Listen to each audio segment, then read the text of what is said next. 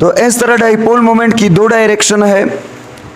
Physics में जो direction है ये फ्रॉम नेगेटिव टुवर्ड्स पॉजिटिव है फिजिक्स में, और केमिस्ट्री में जो लोग डायरेक्शन लेते हैं वो फ्रॉम पॉजिटिव टुवर्ड्स नेगेटिव लेते हैं।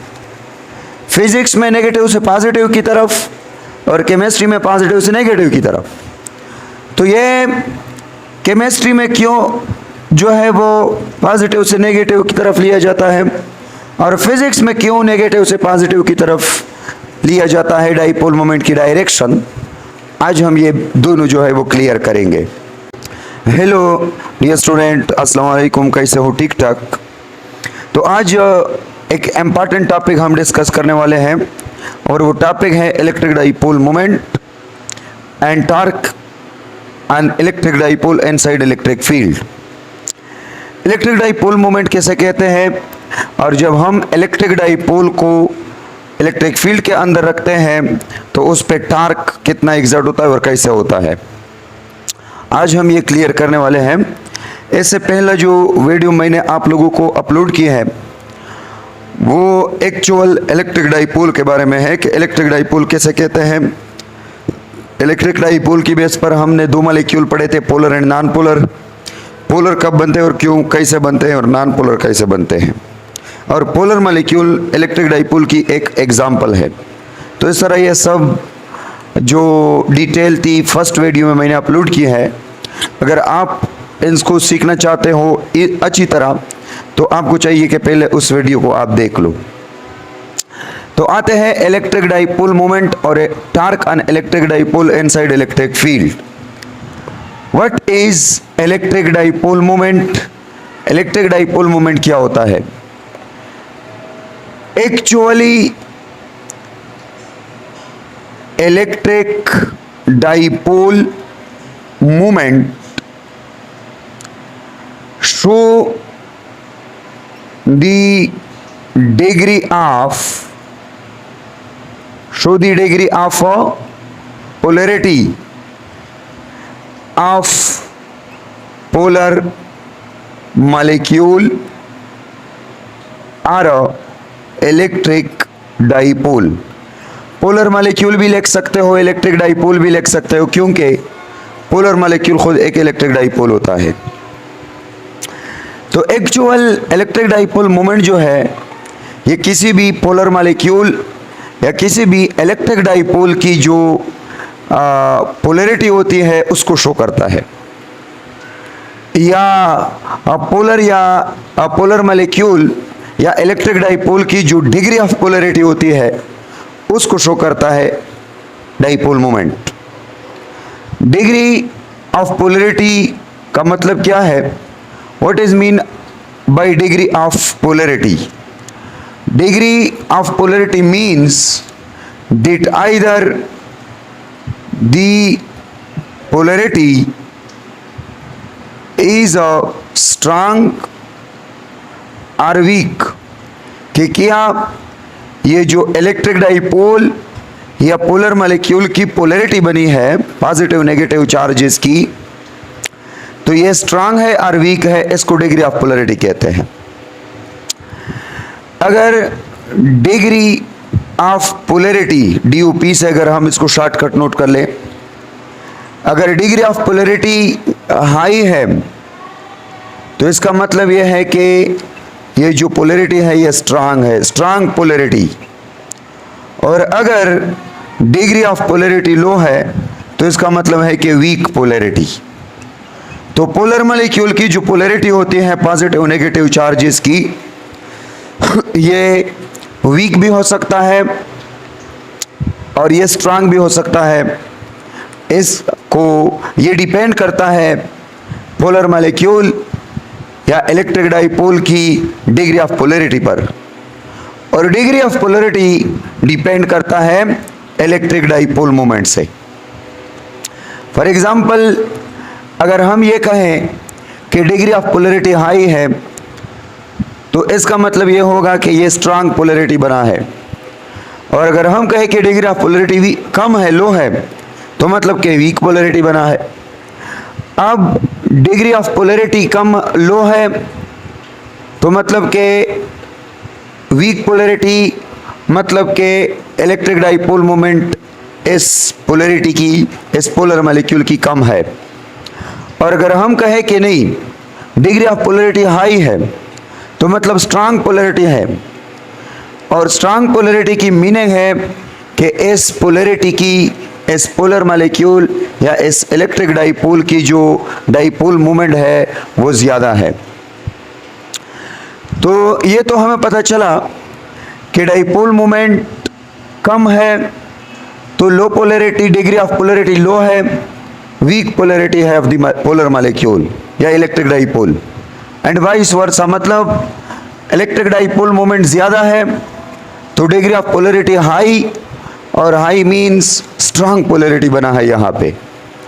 लेकिन यह हमें कैसे पता चलेगा कि इलेक्ट्रिक डाइपोल मोमेंट किस मॉलिक्यूल की ज़्यादा है और किस मॉलिक्यूल की कम है? मतलब किसी भी एक इलेक्ट्रिक डाइपोल की डाइपोल मोमेंट को हम कैसे मालूम करेंगे, या किसी इलेक्ट्रिक डाइपोल की हमें यह कैसे पता चलेगा कि इसकी डाइपोल मोमेंट ज़्यादा है या इसकी डाइपोल मोमेंट कम है? तो किसी भी इलेक्ट्रिक डाइपोल की डाइपोल मोमेंट को मालूम करने के लिए हमने करना है क्वांटिटेटिव और मैथमेटिकल डिफिनीशन। ये जो डिफिनीशन है, इससे सिर्फ हमें यह पता चलता है कि इलेक्ट्रिक डाइपोल मोमेंट एक्चुअल क्या शो करता है, विच टू डिग्री ऑफ पोलैरिटी, कि पोलैरिटी स्ट्रांग बना है या वीक। लेकिन अब क्वांटिटेटिवली या मैग्नीट्यूड में या मैथमेटिकली किसी भी इलेक्ट्रिक डाइपोल की डाइपोल मोमेंट कितना है, ज़्यादा है, कम है, कितना इसकी वैल्यू है, इसको मालूम करने के लिए हमने क्या करना है, इलेक्ट्रिक डाइपोल मोमेंट की मैथमेटिकल डिफिनीशन करना है, क्वांटिटेटिव डिफिनीशन। तो मैथमेटिकली या क्वांटिटेटिवली हम लिख सकते हैं कि the product of magnitude of any one charge of electric dipole and the distance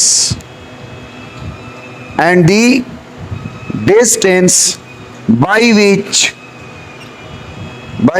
the two charges of electric dipole are separated is called dipole moment या electric dipole moment. Electric dipole moment की mathematics definition है कि the product of the magnitude of any one charge of electric dipole and the distance by which या through which the two charges of the electric dipole are separated। Dipole moment जो है, dipole moment, इनको physics में P से denote किया जाता है arrowhead, क्योंकि ये वेक्टर है, और केमिस्ट्री में म्यू से डिनोट किया जाता है। तो मतलब कि आप इसको P से भी डिनोट कर सकते हैं और म्यू से भी डिनोट कर सकते हैं, दोनों से, P या म्यू, फिजिक्स में P और केमिस्ट्री में म्यू। तो अब देखें, ये जो P है, this will be equal to Q and to D, this is the vector form, और P is equal to Q D, this is the magnitude form. यहां पे फॉर एग्जांपल आपके पास एक पॉजिटिव चार्ज है, यहां पे नेगेटिव चार्ज है, और ये इनके दरमियान डिस्टेंस D है। अब इसकी चार्ज की मैग्नीट्यूड Q1 है, ये Q2 है, ये प्लस Q1 या माइनस Q2, लेकिन प्लस Q1 की magnitude this will be equal to minus Q1 की magnitude, this is equal to Q। मतलब कि the product of magnitude of any one charge of the electric dipole. Electric dipole में चूंकि दो type of charges है, एक positive और एक नेगेटिव, तो आप किसी भी चार्ज की, पॉजिटिव हो या नेगेटिव हो, किसी भी एक चार्ज की मैग्नीट्यूड को आप लिख सकते हो और इसके साथ प्रोडक्ट ले सकते हो, ज़रब ले सकते हो डिस्टेंस की। और ये डिस्टेंस डी क्या है? This is the D distance which by which the positive negative charges are separated from each other। इस डिस्टेंस के through positive negative charges separate हुए हैं। तो ये जो सेपरेशन वाली डिस्टेंस है, और इस डाइपोल में Q1 या Q2 में से किसी भी चार्ज की मैग्नीट्यूड, इन दोनों को ज़रब करने से आपको मिल जाएगा इस इलेक्ट्रिक डाइपोल की डाइपोल मोमेंट। अगर डाइपोल मोमेंट इस फार्मूला के थ्रू किसी भी इलेक्ट्रिक डाइपोल की ज़्यादा आ रहा है, तो मतलब यह हुआ कि डिग्री ऑफ पोलैरिटी हाई है और स्ट्रांग पोलैरिटी बना है। लेकिन अगर किसी मॉलिक्यूल की इस फार्मूला के थ्रू, किसी पोलर मॉलिक्यूल की या इलेक्ट्रिक डाइपोल की इस फार्मूला के थ्रू डाइपोल मोमेंट कम आ रहा है, तो मतलब ये हुआ कि डिग्री ऑफ पोलैरिटी लो है, मतलब कि वीक पोलैरिटी बना है। तो ये हुआ quantitative definition of electric dipole moment, जिसके थ्रू हम इलेक्ट्रिक डाइपोल मोमेंट को इजीली मालूम कर सकते हैं किसी भी इलेक्ट्रिक डाइपोल या पोलर मॉलिक्यूल की। ये वेक्टर फॉर्म हुआ और ये मैग्नीट्यूड फॉर्म हुआ, क्योंकि आपको पता है कि जो डाइपोल मोमेंट है, डाइपोल मोमेंट ये एक वेक्टर क्वांटिटी है, और वेक्टर क्वांटिटी की मैग्नीट्यूड भी होती है और डायरेक्शन भी होती है, दोनों, मैग्नीट्यूड एंड डायरेक्शन। अब मैग्नीट्यूड तो हम पहले एक्सप्लेन करेंगे QD से, ये मैग्नीट्यूड हुआ। जो डायरेक्शन है डाइपोल मोमेंट की डायरेक्शन, बहुत से स्टूडेंट को ये मसला आ रहा होता है, ये कोई भी सही तरह एक्सप्लेन नहीं करता कि जो डाइपोल मोमेंट की डायरेक्शन है, कुछ लोग इसको नेगेटिव से पॉजिटिव की तरफ लेते हैं और कुछ लोग इसको पॉजिटिव से नेगेटिव की तरफ लेते हैं। तो इस तरह डाइपोल मोमेंट की दो डायरेक्शन है। फिजिक्स में जो डायरेक्शन है ये फ्रॉम नेगेटिव टुवर्ड्स पॉजिटिव है फिजिक्स में, और केमिस्ट्री में जो लोग डायरेक्शन लेते हैं वो फ्रॉम पॉजिटिव टुवर्ड्स नेगेटिव लेते हैं। फिजिक्स में नेगेटिव से पॉजिटिव की तरफ और केमिस्ट्री में पॉजिटिव से नेगेटिव की तरफ। तो ये केमिस्ट्री में क्यों जो है वो पॉजिटिव से नेगेटिव की तरफ लिया जाता है, और फिजिक्स में क्यों नेगेटिव से पॉजिटिव की तरफ लिया जाता है डाइपोल मोमेंट की डायरेक्शन, आज हम ये दोनों जो है वो क्लियर करेंगे। लेकिन इससे पहले हम आएंगे डाइपोल मोमेंट की मैग्नीट्यूड पर। तो डाइपोल मोमेंट के मैग्नीट्यूड में नंबर 1 हम लिख सकते हैं कि P is directly proportional to Q, and number 2 लिख सकते हैं कि P is directly proportional to D। Magnitude of charge की, मैग्नीट्यूड ऑफ चार्ज को बढ़ाने से किसी भी इलेक्ट्रिक डाइपोल की डाइपोल मोमेंट बढ़ जाएगा, एंड वाइस वर्सा। इस तरह इन दो चार्जेस के दरमियान जो डिस्टेंस है, इस डिस्टेंस को इंक्रीज करने से डाइपोल मोमेंट किसी भी इलेक्ट्रिक डाइपोल की इंक्रीज होता है।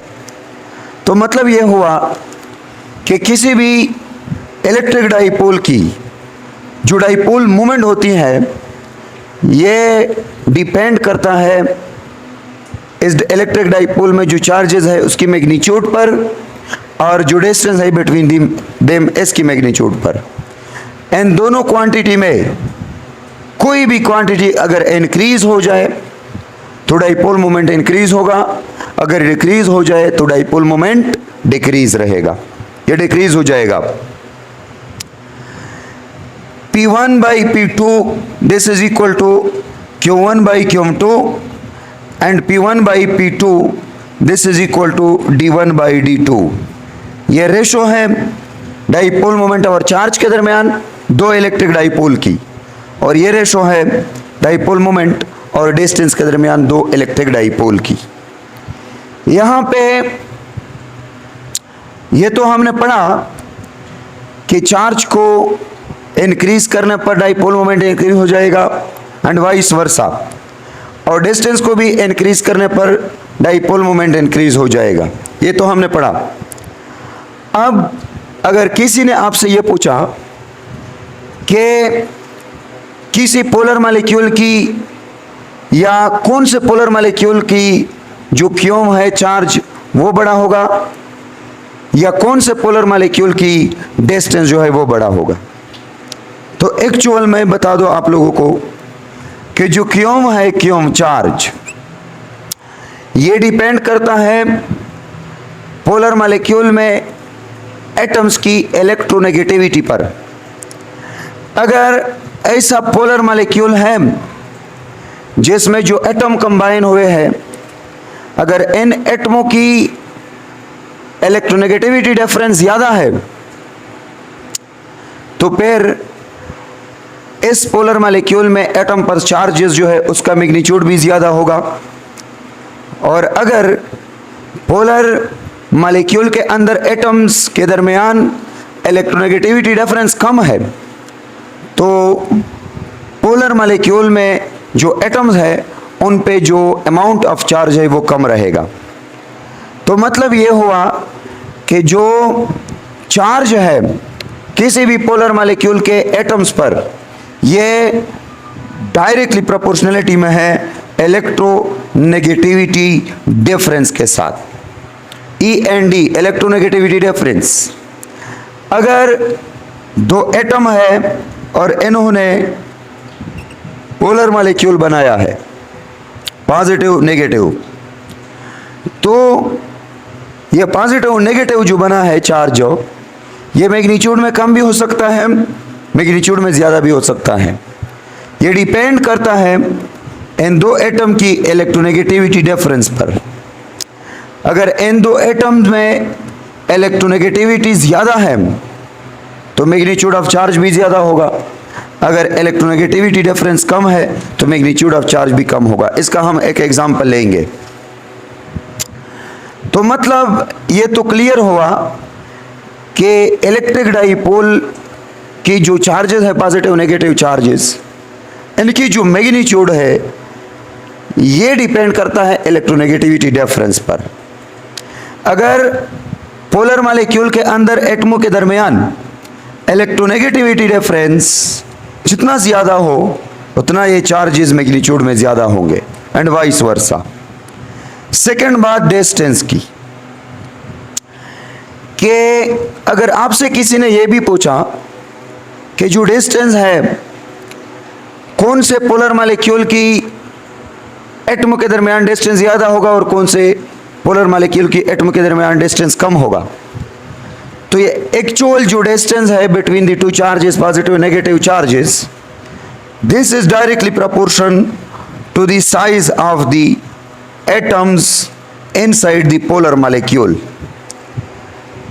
अगर पोलर मॉलिक्यूल के अंदर जो एटम कंबाइन हुए हैं, अगर इनके साइज छोटा साइज में ये छोटे हैं तो पॉजिटिव नेगेटिव के दरमियान डिस्टेंस कम आएगा, और अगर साइज में ये एटम्स बड़े हैं तो पॉजिटिव नेगेटिव के दरमियान जो डिस्टेंस है वो ज़्यादा आएगा। तो इस तरह डाइपोल मोमेंट तो क्यों और डी पर डिपेंड करता है। क्यों और डी किस पर डिपेंड करता है? क्यों डिपेंड करता है इलेक्ट्रोनेगेटिविटी रेफरेंस पर, और डी डिपेंड करता है एटॉमिक साइज पर। ऐसे पोलर मॉलिक्यूल जो ऐसे एटमों से बने हो जिनके दरमियान इलेक्ट्रोनेगेटिविटी रेफरेंस ज़्यादा हो, तो इस पोलर एटम पोलर मॉलिक्यूल की जो डाइपोल मोमेंट है वो भी ज्यादा होगी, क्योंकि चार्ज बड़ा हुआ। और ऐसा मॉलिक्यूल जो कि ऐसे एटमों की कॉम्बिनेशन से बना है जिसमें इलेक्ट्रोनेगेटिविटी डिफरेंस कम हो, तो इस पोलर मॉलिक्यूल की डाइपोल मोमेंट जो है वो भी कम होगा, डिग्री ऑफ पोलैरिटी लो होगी, वीक पोलैरिटी होगा। सेकंड, ऐसा मॉलिक्यूल जो कि ऐसे एटमों से बना हो कि जिनके साइज ज्यादा हो, तो इस मॉलिक्यूल की इलेक्ट्रिक डाइपोल मोमेंट ज्यादा होगी क्योंकि डिस्टेंस बढ़ गया, तो ये स्ट्रांग पोलैरिटी होगा। और अगर एक मॉलिक्यूल ऐसे एटमों से बना हो जिनके साइज छोटे छोटे हो, जो कि साइज में छोटे छोटे हो, स्मॉल साइज वाले हो, तो फिर डिस्टेंस कम होगा, तो इस पोलर मॉलिक्यूल की जो डाइपोल मोमेंट है वो भी कम हो जाएगी। So degree of polarity low and the polarity will be weak. So इसका मतलब ये हुआ कि जो डाइपोल मोमेंट है वो चार्ज पे डिपेंड करता है ऑफ द इलेक्ट्रिक डाइपोल, और distance between the two charges इन दो चीजों पर क्या करता है, डिपेंड। अब देखें यहां पे P is equal to QD हमने लिखा, P is equal to QD। मैं आप लोगों को एग्जाम्पल देता हूं, HF, HCl, HBr, HI, ये चार एग्जाम्पल। हाइड्रोजन फ्लोराइड, फ्लोरीन की इलेक्ट्रोनेगेटिविटी क्लोरीन, ब्रोमीन, आयोडीन के मुकाबले में ज्यादा है। This is 1 2 3 4।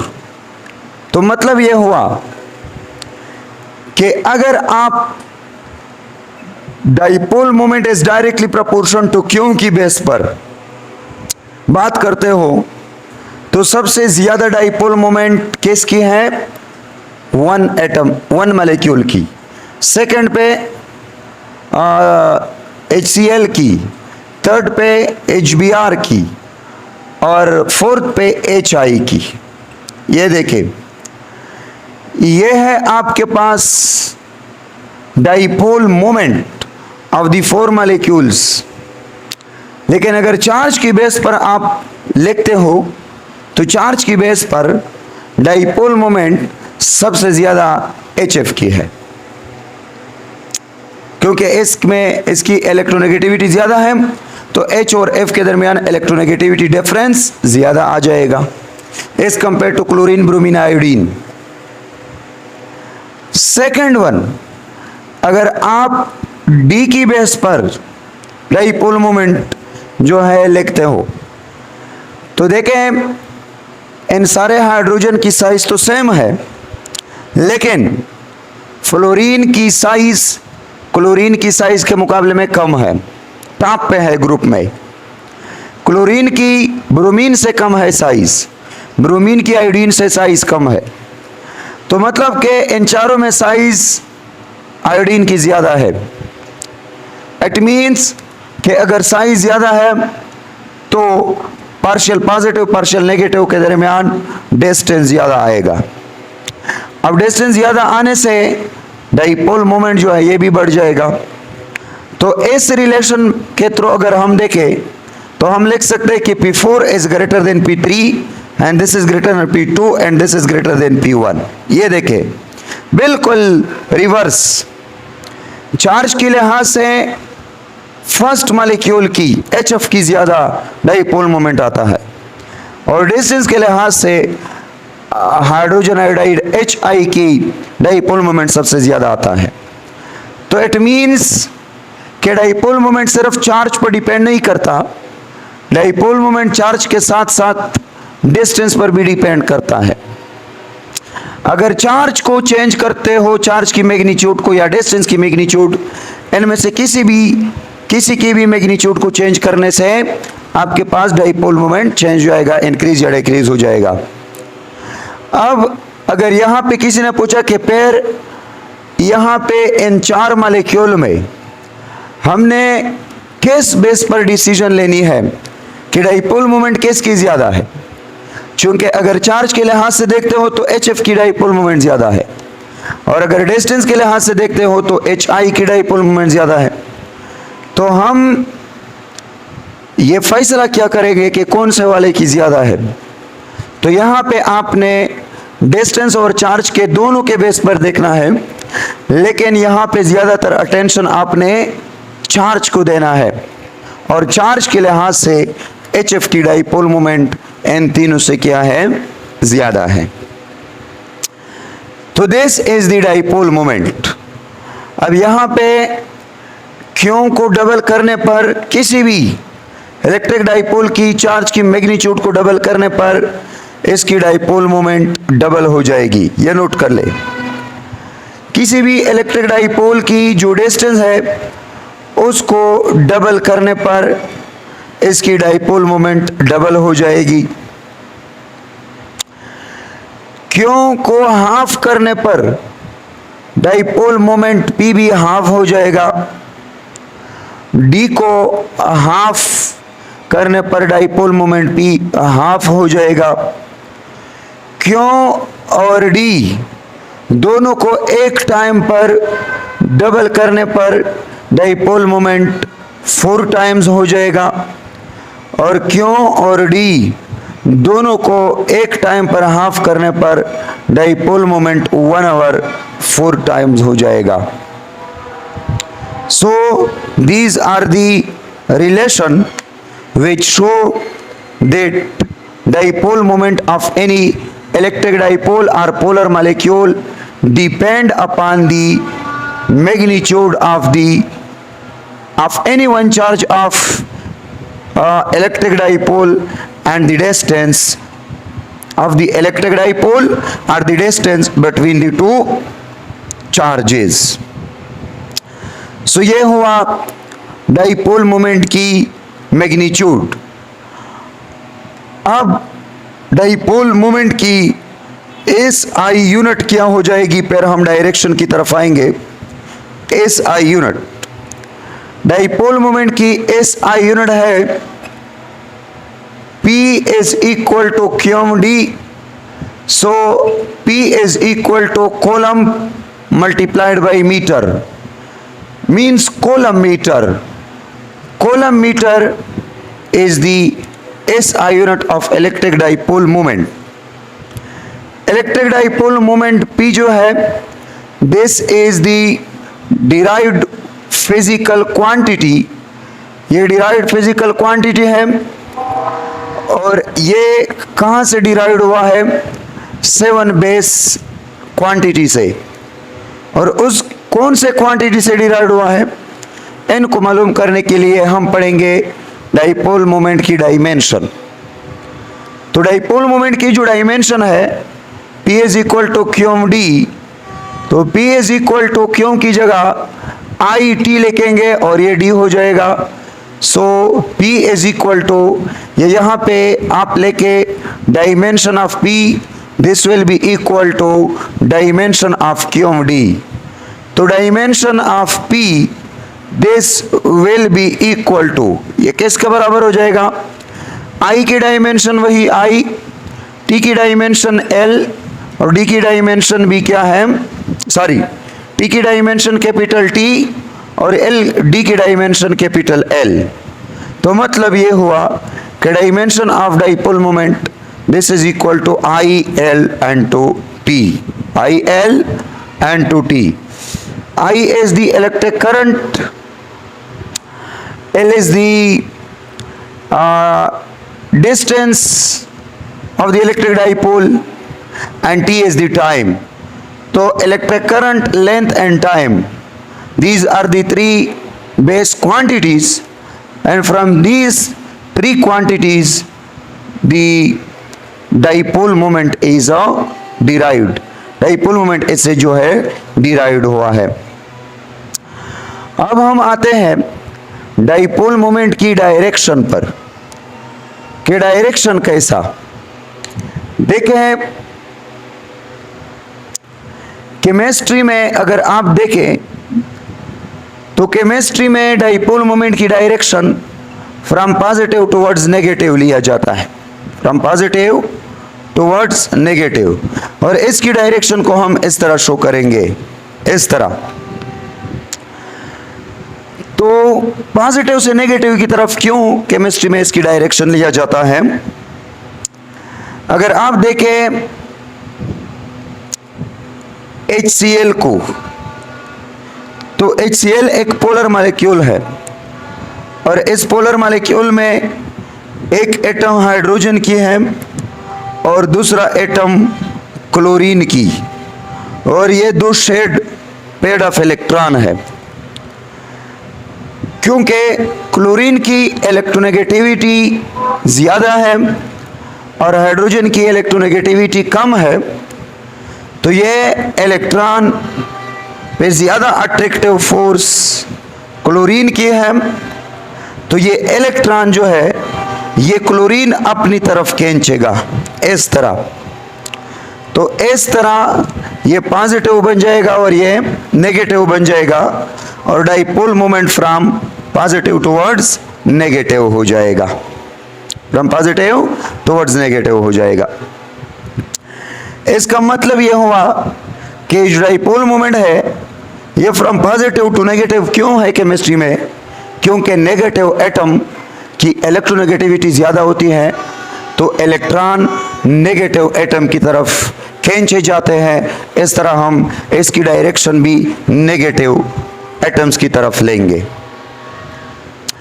H2O मॉलिक्यूल आपने पढ़ा होगा। H2O मॉलिक्यूल में एक ऑक्सीजन होती है और ऑक्सीजन के साथ क्या होता है, एक हाइड्रोजन।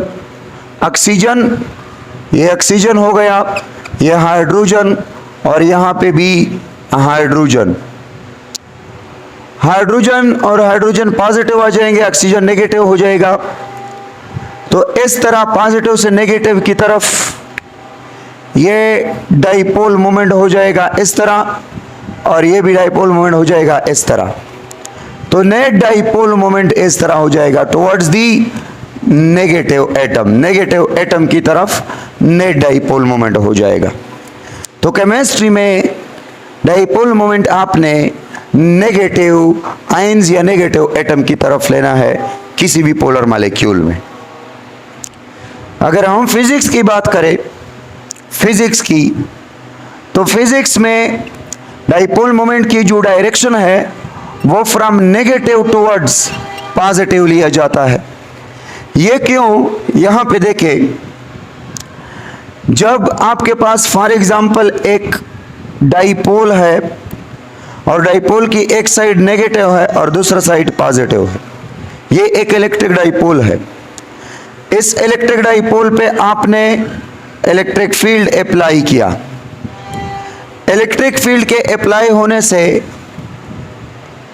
क्या हो जाएगा?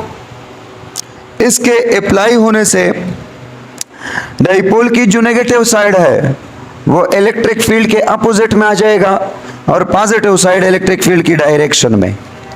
तो इस तरह आपके पास जो ये वाला इलेक्ट्रिक डाइपोल था जो कि perpendicular to the electric field था, ये इलेक्ट्रिक फील्ड की डायरेक्शन में अलाइन हो जाएगा और ये इसकी नेगेटिव साइड हो जाएगी, इसकी पॉजिटिव साइड हो जाएगी। तो चूंकि इलेक्ट्रिक डाइपोल इलेक्ट्रिक फील्ड की डायरेक्शन में अलाइन होता है, तो इस तरह इसकी डाइपोल मोमेंट भी हम इलेक्ट्रिक फील्ड की डायरेक्शन में ही लेंगे। तो इलेक्ट्रिक फील्ड को अगर आप देखें तो इलेक्ट्रिक फील्ड लेफ्ट से राइट की तरफ है। तो इस तरह इस पोलर मॉलिक्यूल की जो डाइपोल मोमेंट है ये भी लेफ्ट से राइट की तरफ हम लेंगे। तो इस तरह इस डाइपोल मोमेंट को लेफ्ट से राइट की तरफ रिप्रेजेंट करने से ये हो जाएगा फ्रॉम नेगेटिव टुवर्ड्स पॉजिटिव। तो फिजिक्स में डाइपोल मोमेंट की डायरेक्शन नेगेटिव से पॉजिटिव की तरफ क्यों लिया जाता है? क्योंकि फिजिक्स में डाइपोल मोमेंट की डायरेक्शन अप्लाइड इलेक्ट्रिक फील्ड की डायरेक्शन में ही लिया जाता है, क्योंकि इलेक्ट्रिक डाइपोल पे जब भी हम इलेक्ट्रिक फील्ड को अप्लाई करते हैं तो ये इलेक्ट्रिक डाइपोल इलेक्ट्रिक फील्ड की डायरेक्शन में ही अलाइन हो जाता है। तो इसकी डाइपोल मोमेंट भी हम इलेक्ट्रिक फील्ड की डायरेक्शन में ही हम लेंगे। अगर यहाँ पे आप देखें तो इस डाइपोल की जो इलेक्ट्रिक फील्ड है वो तो पॉजिटिव से नेगेटिव की तरफ है, इंड्यूस्ड इलेक्ट्रिक फील्ड। ये इलेक्ट्रिक फील्ड की डायरेक्शन नहीं है, ये डाइपोल मोमेंट की डायरेक्शन है। ये इलेक्ट्रिक फील्ड की डायरेक्शन है इंड्यूस्ड, ये इलेक्ट्रिक फील्ड की डायरेक्शन है एक्सटर्नल। तो इंड्यूस्ड इलेक्ट्रिक फील्ड और एक्सटर्नल इलेक्ट्रिक फील्ड ये अपोजिट होंगे, लेकिन डाइपोल मोमेंट और एक्सटर्नल इलेक्ट्रिक फील्ड ये इन सेम डायरेक्शन होंगे। So these are the two direction. In physics the direction of the dipole moment is taken from negative charge towards positive charge, while in chemistry the dipole moment direction is taken from positive charge towards negative charge. So ये तो हुआ direction of the dipole moment या electric dipole. अब हम पढ़ेंगे कि अगर हम किसी इलेक्ट्रिक फील्ड के अंदर इलेक्ट्रिक डाइपोल को रखते हैं तो इस इलेक्ट्रिक डाइपोल पर टार्क अमल करेगा, टार्क। क्योंकि यहाँ पे हमें पता चला, ये देखें कि ये डाइपोल परपेंडिकुलर था, परपेंडिकुलर, लेकिन जब हमने इस पे इलेक्ट्रिक फील्ड अप्लाई किया तो इस डाइपोल पे दो फोर्स लगे, एक फोर्स ये और एक फोर्स ये। पॉजिटिव साइड पे इलेक्ट्रिक फील्ड की डायरेक्शन में फोर्स लगेगा, नेगेटिव साइड पे इलेक्ट्रिक फील्ड की अपोजिट डायरेक्शन में फोर्स लगेगा, कूलम्बिक। और ये दो फोर्सेस जो है मैग्नीट्यूड में इक्वल, डायरेक्शन में अपोजिट। तो इन दो फोर्सेस को कपल फोर्स कहते हैं, कपल फोर्स। और जब भी किसी भी बॉडी पर कपल फोर्स अप्लाई होता है तो इस बॉडी में टार्क पाया जाएगा। मतलब couple force always produced torque in the body. Couple force हमेशा बॉडी में टार्क क्रिएट करता है। तो अब देखें, ये टार्क जो है ये हमने पढ़ा है कि टार्क R क्रॉस F के बराबर होती है। तो is equal to R cross F। यहां पे R की जगह हम D लिखेंगे। ये D क्या है? डाइपोल, इलेक्ट्रिक डाइपोल की मूवमेंट है, इलेक्ट्रिक डाइपोल की जो डिस्टेंस है जिसके through positive negative charge separate हुए हैं। तो R की जगह D लिखेंगे हम, और F की जगह क्यों E लिखेंगे, क्यों E। This is the torque, क्योंकि कूलम्बिक फोर्स क्यों E के बराबर होती है, और R को हमने D लिखा। तो ये हम इस तरह लिख सकते हैं कि this is equal to D arrowhead q cross E। इस तरह भी हम इसको लिख सकते हैं। ये क्यों D के साथ भी ज़रब कर सकते हो, E के साथ, क्योंकि स्केलर है। तो इस तरह ये टार्क बराबर हो जाएगा q D E sine of theta into n unit vector. This is the torque. Torque की जो मैग्नीट्यूड है, सिर्फ मैग्नीट्यूड, ये q D E sine of theta के बराबर हो जाएगा। ये देखिए, ये वो फैक्टर्स है जिन फैक्टर्स पर ये टार्क डिपेंड करता है। नंबर एक, हम लिख सकते हैं कि जो टार्क है this is directly proportion to q. अगर इस इलेक्ट्रिक डाइपोल की चार्जेस की मैग्नीट्यूड ज्यादा है तो यह स्ट्रांग पोलैरिटी होगा, इसकी डाइपोल मोमेंट ज्यादा होगी, इस पे टार्क ज्यादा जो है वो एक्सर्ट होगा। Torque is directly proportional to q, क्योंकि इस डाइपोल पर कपल फोर्सेस अप्लाई हो रहे हैं और ये कपल फोर्सेस है कोलम्बिक, और कोलम्ब फोर्स आपको पता है कि वो क्यों के साथ डायरेक्ट है। तो अगर क्यों ज्यादा तो कपल फोर्सेस की मैग्नीट्यूड इस पे ज्यादा लगेगा, और इस फोर्स की ज्यादा लगने से इस डाइपोल मोमेंट पे टार्क जो है वो ज्यादा एक्सर्ट होगा inside the electric field. Second, torque tau is directly proportion to the distance. Moment arm, moment arm को बढ़ाने से टार्क बढ़ता है, आपने फर्स्ट ईयर में पढ़ा है। Same to same dipole moment को इंक्रीज करने से, this is the moment of the dipole, इसको इंक्रीज करने से, इन दो चार्जेस के दरमियान डिस्टेंस को इंक्रीज करने से इसकी ओवरऑल डाइपोल मोमेंट बढ़ जाएगी, तो इस पे टार्क ज्यादा अमल करेगा।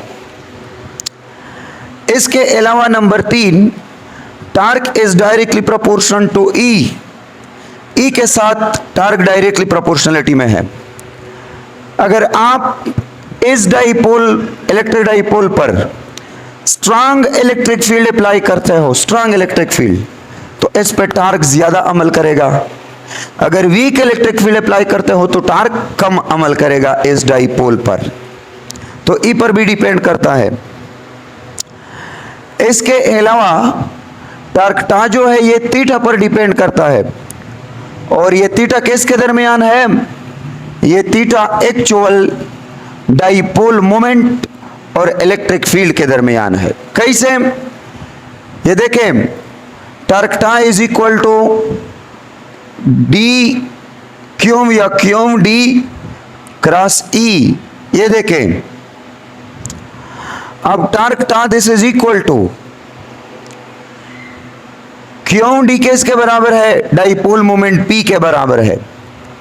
तो ये पी क्रॉस ई हो जाएगा, पी क्रॉस ई, और torque tau this is equal to p E sine of theta के बराबर हो जाएगा। ये देखें, इनटू एन यूनिट वेक्टर। अब यहां पे हम लिख सकते हैं नंबर 4 के torque tau this is directly proportion to p and p is directly proportion to q और डी।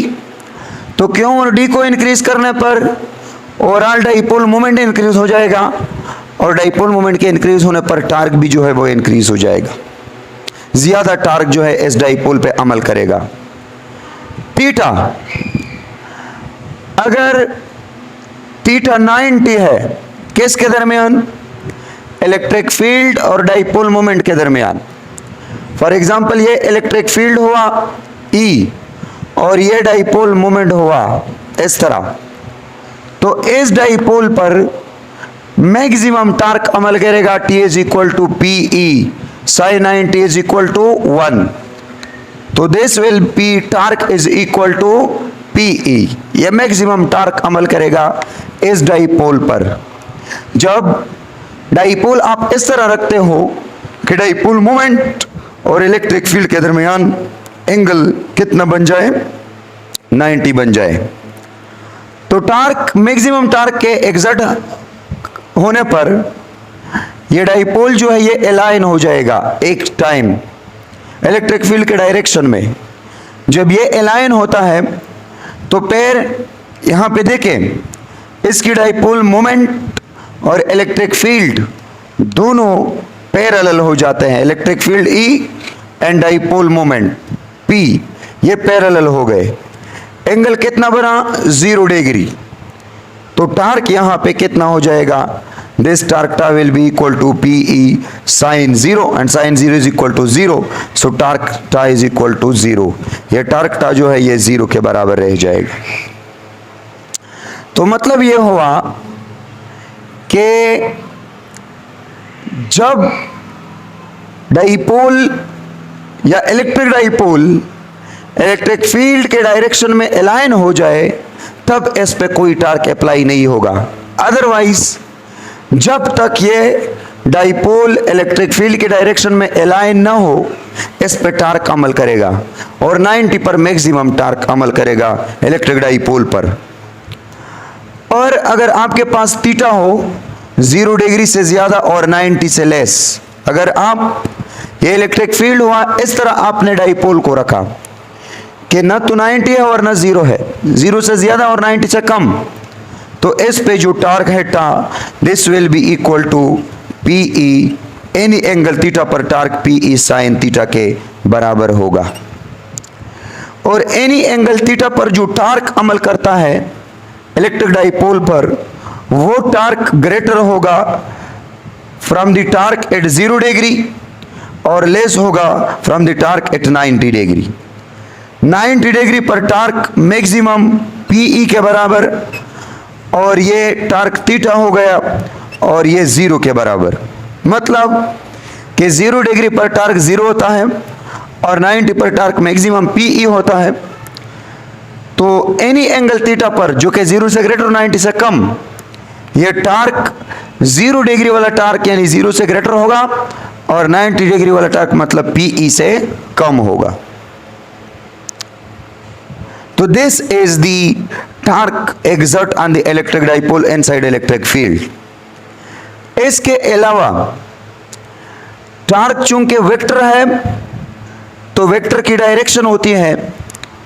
तो अगर किसी ने पूछा कि टार्क की डायरेक्शन, तो फिर आपने क्या करना है, P क्रॉस E। आपने पढ़ा है क्रॉस प्रोडक्ट के A cross B, this is equal to vector C, और वेक्टर C की direction A cross B plane को परपेंडिकुलर रहेगा। तो इस तरह टार्क की direction P cross E plane को परपेंडिकुलर होगा। फॉर एग्जाम्पल ये P हुआ, ये E हुआ, तो P first vector, E second vector. First vector में राइट हैंड की फिंगर को स्ट्रेच कर ले, सेकंड वेक्टर की तरफ रोटेट कर ले, तो P will be into the board. अगर इलेक्ट्रिक फील्ड को इस तरह अप्लाई करते हो तो P will be torque will be out of the board, and in this case torque will be into the board. ये P हुआ, ये E हुआ, torque into the board. ये P हुआ, अगर इस तरफ E है तो torque out of the board. तो torque into the board भी हो सकता है, आउट ऑफ द बोर्ड भी हो सकता है, ये डिपेंड करता है सिचुएशन पर। So this is the today topic, electric dipole moment and torque on electric dipole moment inside electric field.